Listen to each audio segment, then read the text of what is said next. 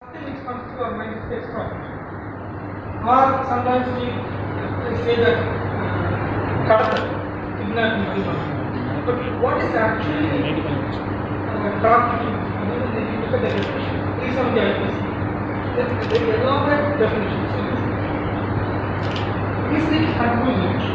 But so I thought let's first know the concept of what is trafficking. Then we go to please on the IPC and then see how it operates in our day-to-day life. Basically, the word trafficking means illegal trade. Reason that this is very big, but for conceptual understanding, trafficking means illegal trade, which means you make money out of it through an action which is prohibited by law.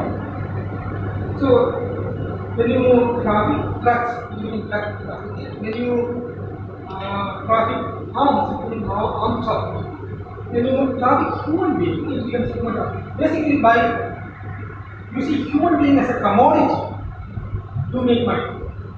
So that is the overall concept. Because if you know the concept well, then in a day-to-day life, you can apply the law well. Because these are very detailed. When we say we make money by using human being as a commodity, the question comes is like how? One form is sex, another form is labor. Like using human being as a slave, making money out of them, and exploiting them with labor. And if you sell human organs, procure someone, transport, then you will sell their organs into an organ. Then if you look at if you look at definitions also, human smuggling is different. Human trafficking is also different. Because if you look at before 2013, before the criminal law amendment came into force, we don't have a definition for human trafficking. The only law which is closely associated to trafficking is Goa Child Trafficking Act. Only in 2013, we have this definition for human trafficking. And human smuggling is different because in human smuggling, the profit is still made in the transit. Again, for human smuggling, we don't have a law. Only in Punjab, we have a law called Punjab Human Smuggling Act. So, only after 2013, we have a definition on human trafficking. Interestingly, even though we have a definition in 2013 on the 13 Act, it calls for specifically penalizing.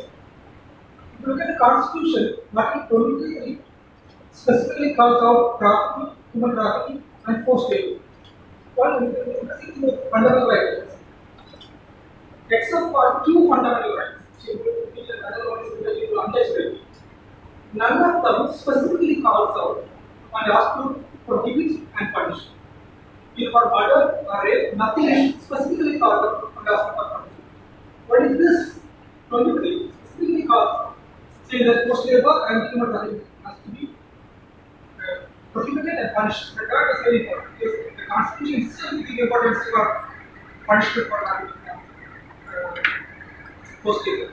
So, but if you look at forced labor, interestingly, in IPC in the 1860s, you have 374 IPC after compulsory labor was there. In 1976, we have Bodily Labor System Operation Act was there. And we have by default we have like Human Information Act, and we have organ accident everything there. But the thing is, all these are peaceful.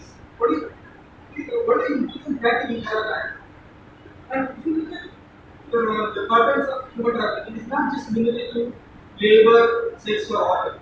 So that is why last year the government of India brought a actually bill on anti-human trafficking bill in the parliament, and it is also the works of, and it was passed in the Raj.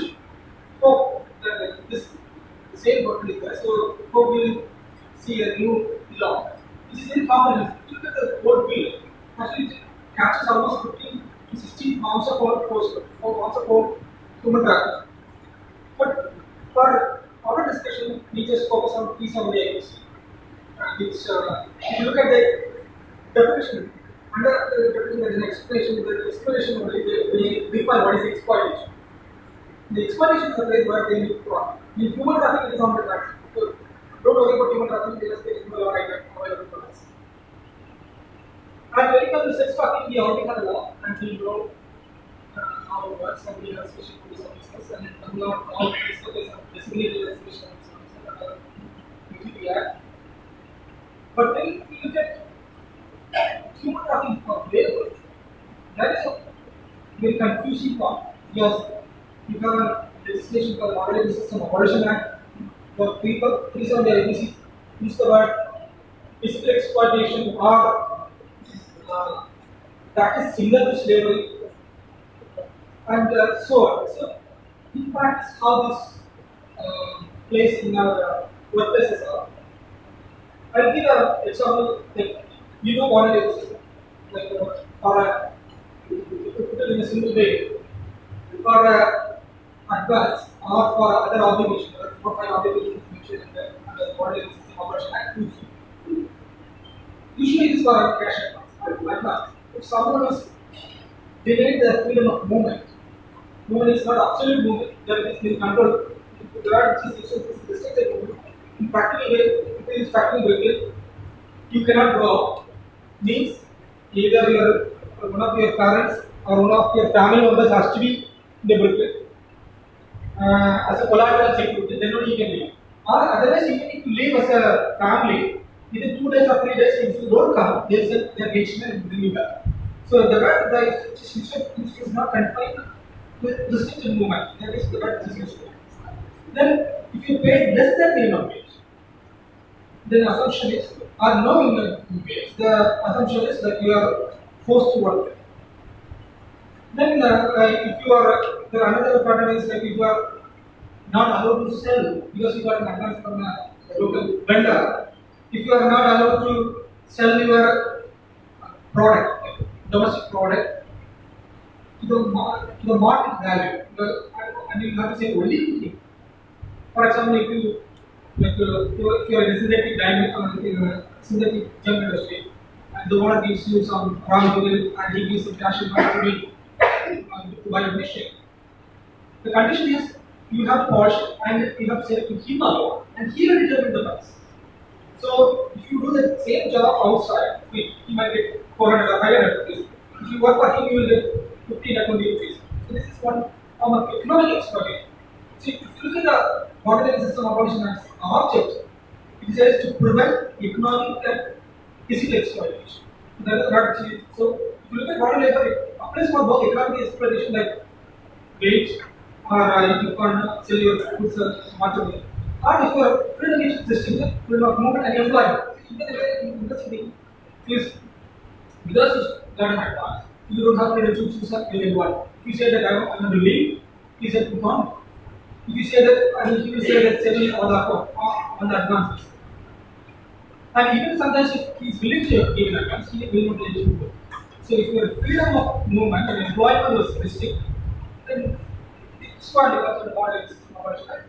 And as you know that in India, in the laws is district magistrate and officers authorized by law or the one who is responsible for this. In Tamil Nadu, the GO is the audio is the police and rehabilitation officer.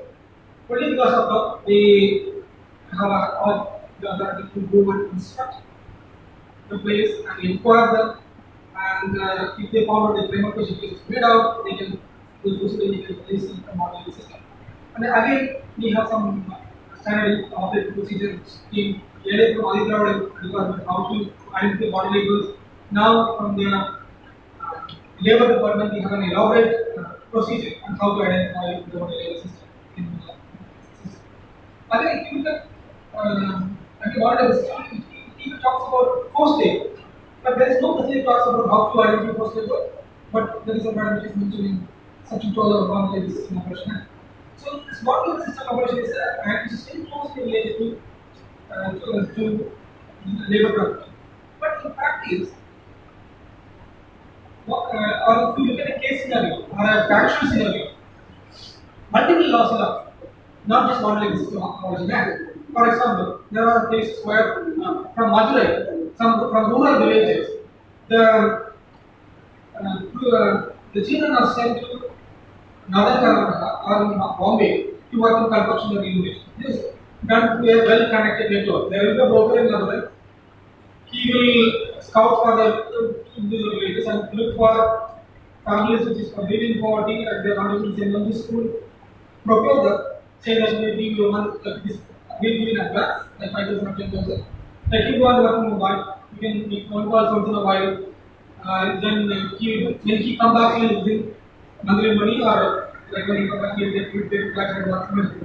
But finally, when he goes up, you don't know what is happening there.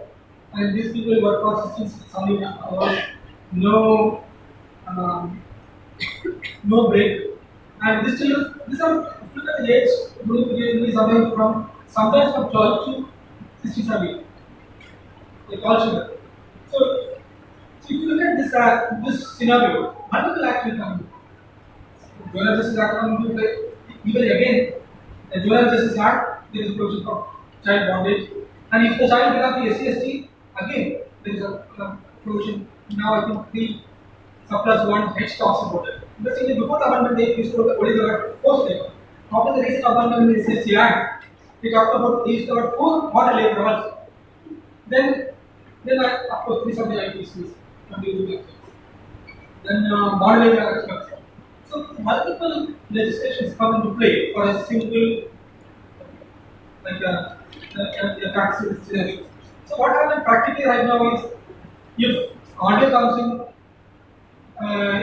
there is no like comes in key sometimes it is not false within my jurisdiction, so you go to Maharashtra or like there is multiple countries. So that's why I think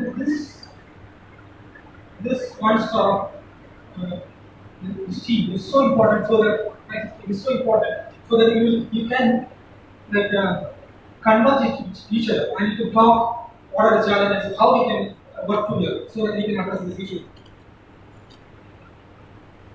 See, the thing is why this topic of labor is so sometimes it looks very confusing. It happens in the labor context. So what happens is sometimes easily they dismiss this as a labor issue or sometimes it's a labor issue without looking into all facets of the tax. So that is why this is so important. So that you should have thorough understanding of reasoning and who are the people who is involved in it. For example, there are cases where the audience do not know how to calculate minimum wage, and they do not know what is the minimum wage in particular for a particular industry. Or sometimes the minimum wage is not known for a particular industry. So he will come to his own conclusion and say that he is paid above the minimum wage or he is not above anything. So that is why this multi-stakeholder conversation is so important as perspective implementation. So at the same time, you see convictions also in 370. For 370 cases, you have naturally we have seen many cases where for sex trafficking we have repeated conviction, but even for labor trafficking we have seen conviction. For example, ERA cases, I think we have seen is there is a group of people like Odisha is a hub for trafficking for labor. Odisha is known for distress migration, so there are many hubs. At least 3-4 districts are known for the distress migration. So what they have is they have an agent which is near a railway station. He's a main agent. Then you have in villages they call squatters. They will look at the families which is in distress, and they will say that we have given advance 10,000 or 6,000, 10,000 or 15,000. If you come with me, we make sure you get a point for you or your family. So all these people are collected to a railway station, and these people do not know why they are going. So sadly, when we go to a what we ask who's our employer and where we are going, and at least we ask for a bill. This set of people do not know what they are. So these people are collected in a railway station and they will be transported through a railway station to trains, and they do not know their destination. There will be one agent who buy all the tickets and he is the one who manages all the people. And the first destination is usually Tirupati, then Chennai, then Bangalore. This is the place of only railways. And when they go to see, if you look at the hotels and the proper, these are not located in the main area. You will very far up in some villages or remote areas. So these people who do not know the local language will have maybe problem in accessing or informing the urban organization. So what happens in this particular case? These people are exploited as a model laborers in Tirupati. Then at one point there is a RDO, other police will rescue them, and they develop preliminary inquiry. Then they do release it. Subsequently, affair was filed on the US of the public for the passenger, and investigation is complete, and the Sessions Court in Tirupati convicted on 370 IPC, specifically on these grounds. That's why I'm saying that the facts are complex unless you get a grasp of all these concepts. Well, it's very difficult to deal with this. So, why I'm talking about these things is um, this is not an isolated issue. As you see there, the number of people who are like exploited in trafficking is huge. And again, it is not a problem from India alone. If you look globally, even in US, even in Russia, in many countries, even developed countries, you can have a special law, like slavery law in the UK. In many countries, it's practiced there in a different name, for a different way, and there is actions are taken against them. But by default, we have laws of population. Naturally, if you look at the prevalence, the number will be high. So that is why the strong action, which is sensitization, is needed. The grassroots level, and we should know as a law enforcement officers and to adjudicate the prosecution and grasp of what is happening with these different forms of human trafficking and how to approach it and how to deal it. So, thank you for giving me this opportunity.